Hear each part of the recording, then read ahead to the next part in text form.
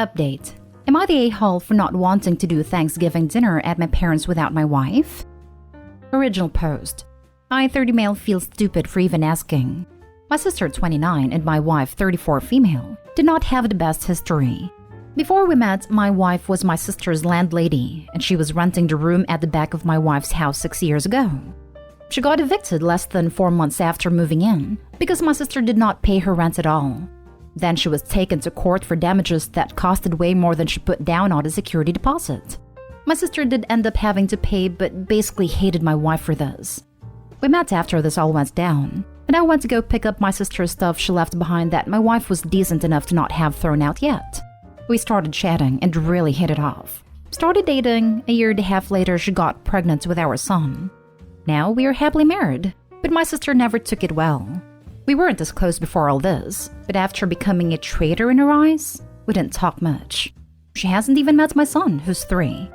My parents are really trying to push for us all to have a family Thanksgiving at their place. My sister never wanted to go because I'd be there with my wife, and she didn't want to see me. My parents never pushed it before because they didn't think my sister was being fair, considering the issues she has with my wife for all things she did herself. This year, they feel different though, since my sister broke up with her boyfriend of 6 years, and it's her first holiday without him. She, however, doesn't want to see my son or wife, so that's why they're asking if they'd be left at home. My wife doesn't have any other family, and I don't want her and my son missing out because my sister doesn't want them there. It's not a problem for me to miss out on dinner with my wife so my sister could have the company, so I'm just staying home with my own family. My sister is blowing it out of proportion because she wants me there, but I'm being an a-hole because she wants the whole family there. Parents are taking her side here because it's been a difficult year losing her boyfriend and job, so she just wants one family dinner for Thanksgiving.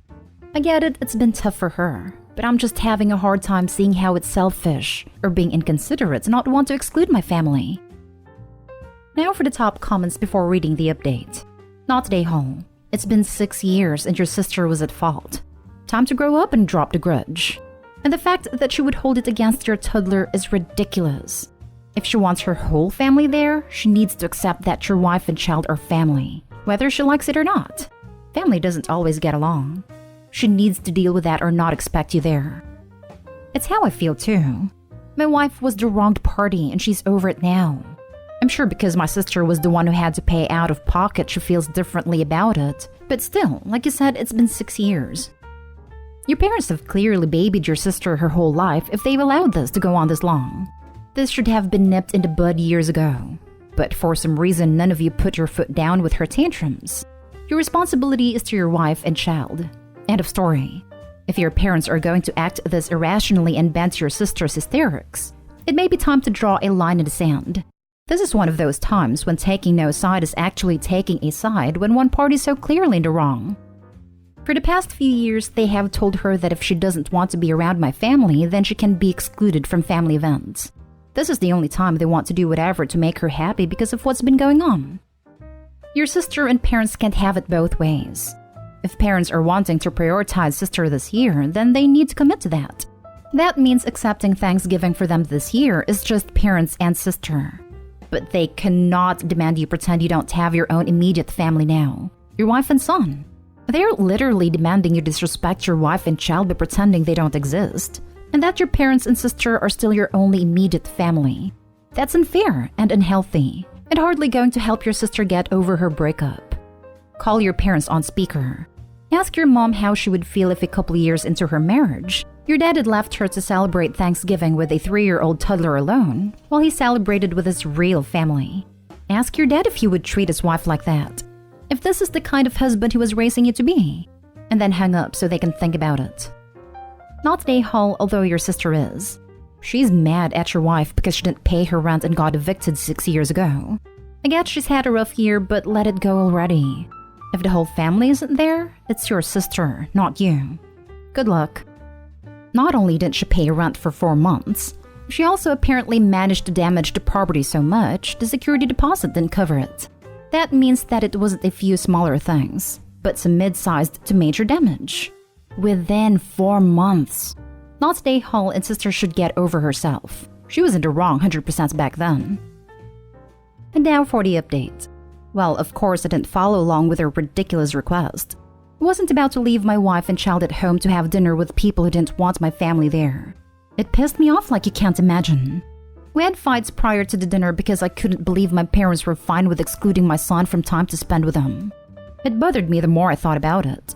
Then there went my sister calling, crying that I'm a piece of trash for not being there for her. Honestly, it was so irritating. We went back and forth. I just remember telling her to grow up and stop being a spoiled you-know-what. And, well, she didn't call after that one. We stayed home to have our own Thanksgiving. My son kept asking where Grandma and Grandpa are. I wasn't about to tell him the real reason that we weren't going with them, so we only told him they're a little sick so we can't go. He still wanted to talk to them. The video chatted for a while. Then you could hear my sister in the background. Then they were suddenly in a hurry to end a call. I'm sure she didn't know they were talking to us. I tried not to let that anger me too much so we could all be in a good mood. To the person who suggested a nice pajama Thanksgiving dinner, well, we followed through on that and it was pretty relaxing. My son decided he wanted to go all out with his dinosaur PJs. It was a lovely time. We made a pillow fort after dinner, then my son fell into a food coma. So me and my wife had some alone time too. This was so much better than any dinner with my parents and someone who has no respect for my family. It really left me with a completely different view of them. I know she really is going through something difficult. And my parents are trying to help, but it hurts knowing that I wanted to toss my family to decide to make her happy. For that reason, we won't be spending Christmas with them either. Which has been a whole thing too, but oh well, they did this to themselves. We're taking a little family vacation up to the mountains, so my son can enjoy the snow. Just to do something fun on Christmas so he doesn't focus on the fact that we're not spending it with his grandparents either. I'm from someone who has no contact with my mother. I tell my kids a kids-friendly version of the truth. That way no one else can come along and spin lies and turn them against me. For me, it's been my mom has problems that it makes her mean and I don't want you guys, my kids, have her to be mean to you. You could explain for Christmas simply that Granny and Pa need to support Auntie right now because she is sad. And Auntie asked to not do celebrations with us this year while she gets better. So we are going to do our own fun things. Sure, it's nicer than what is happening, but at least kids knows. This is a really good explanation. Thank you. It's hard to explain these adult situations to a little kid, and we don't want to necessarily lie to him, but also he obviously can't know what the real reason is. My mom was estranged from her family. Before I was old enough to understand the details, it was always Mama's family are mean to people, and we are worried they will be mean to you. We promise to tell you when you're older more. And then when I was older, she told me the real reason. Just like your son will one day need to know the real reason of this spoiling if your sister continues. Even if it's watered down to, my sister is not nice to your mom or you, and my parents supported it. Good for you. I don't understand how in the world your sister expected you to dump your family for her. That is totally ridiculous. It really is, honestly. After all these years to still have that grudge over a situation that was no one's fault but hers. Great post. Sounds like you have a healthy marriage and know where your priorities are. Congrats on your traditions. Do they make dino PJs in adult sizes? Preferable Christmas themed. I may have to try that. Now for the last story. Update. Am I the a-hole for calling out my mother-in-law at her daughter's memorial service for implying her daughter's death was sadder because she wanted children? Original post. My 26 male wife's 26 female younger sister 23 female passed away unexpectedly. It was shocking for all of us. And I've just been trying to be supportive while processing my own grief. At her memorial service, I overheard a relative who had lost her only child tell my mother-in-law that while my sister-in-law's death was tragic, at least she had another child. My mother-in-law tried to explain that it wasn't any consolation since her daughters were both unique individuals, but then they got into a borderline argument about it. My mother-in-law then tried to put it to rest by saying, in any case, even if I still have my wife, sister-in-law was my only hope for having grandchildren, since my wife doesn't want any, so I'll always be mourning that missed possibility. For context, my wife and I aren't even child-free. We just don't want to have children until at least our late 30s. It has been a very sore point for her mother, who has made it clear to everyone that she believes we are lying about delaying it, just to avoid discussing it with her. At that point, I interrupted and said it's a very insensitive thing to say about both her daughters, to reduce one's entire value to her openness towards having children, and dismiss another's value for not having children in the near future. My mother-in-law seemed to not even consider my point and was mostly just incensed about how I could even confront her at a time like this. She finally told me she's not in any state to deal with us and left. I later told my wife about it, and she said that even if I was right, that wasn't the time to bring it up, and that she doesn't have any emotional capacity to even care about it at the moment. I feel really guilty for being responsible for creating some new drama right now, but I also think what my mother-in-law said was highly dismissive and that I had to defend my wife right there. Now for the top comments before reading the update. You're the a-hole. Your wife is right. This wasn't the time or place to have this conversation. Your mother-in-law is dealing with incomprehensible grief and isn't in a position to have perfect feelings about things. And while her comments were ugly and mean-spirited, confronting her at her daughter's memorial service was comically inappropriate. You should apologize. And mother-in-law was poked first by the dumb, well, at least you have another living child, comment. That was stupid and cruel thing to say at someone's child's funeral. So mother-in-law has the additional mitigation of trying to defend herself against that hurtful comment. Exactly. This conversation never should have happened in the first place. Grief is not a competition, and the person who said that is just as big of an a-hole as Opie. You're the a-hole, and the relative who started the conversation is a massive a-hole. Who the hell says, well, you lost one, but hey, at least you've got another. What? That's so insane. And then for you to be rude to her about your opinions and having children while she's mourning the death of her child? She is absolutely allowed to mourn the fact that she will never get grandchildren from her younger daughter. Who cares if she made some passing comment about not having grandkids? She's allowed to mourn not getting grandkids just as much as you're allowed to not have children. You should have bit your tongue. You were way out of line and so was the relative. She is absolutely allowed to mourn the fact that she will never get grandchildren from her younger daughter. Exactly. She is allowed to want grandchildren and experience grief over the very real chance she may not get to have them. That is absolutely okay. You're the a-hole. The woman had just lost a daughter, and some dumbass was arguing with her about how it shouldn't hurt. In the context of that argument, your mother-in-law was put into a position to say something in the moment she didn't mean. Then you decided to butt in, gang up on her, and call her out at her daughter's funeral? A-hole move.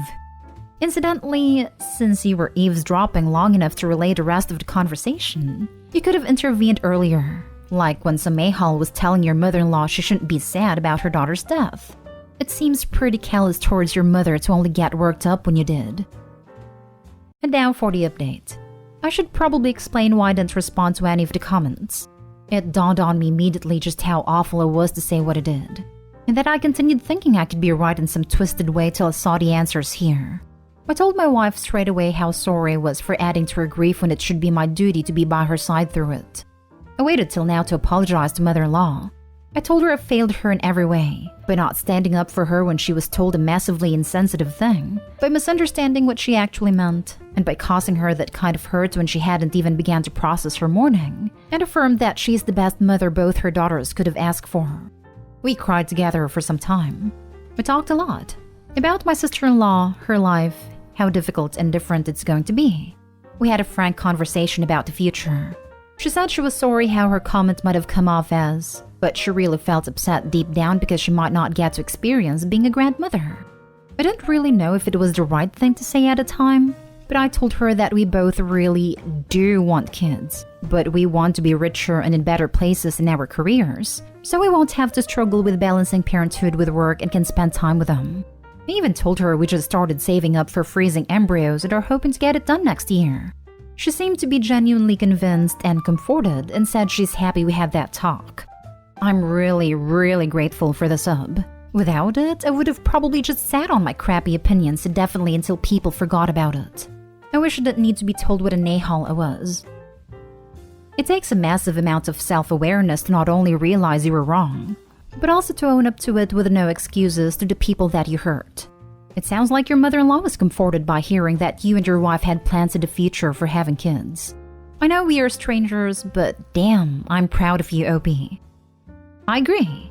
It sounds like the whole ordeal may actually end up strengthening Opie's relationship with mother-in-law, which is probably good for both of them given the circumstances. Also, it sounds like mother-in-law having hope for grandkids again might help at least relieve a small amount of the massive grief she is facing. So happy you recognized and apologized for your poor behavior. Fingers crossed that all goes well for you and your wife on your future fertility journey. Also, very sorry for the loss of your sister-in-law, but thankful that your family's coming together to support one another. OP, this is just really impressive. Thank you for being honest and present for your mother-in-law and your family, and coming back and updating the sub. I am sorry for your family's loss and hope you can all continue to heal and grow together.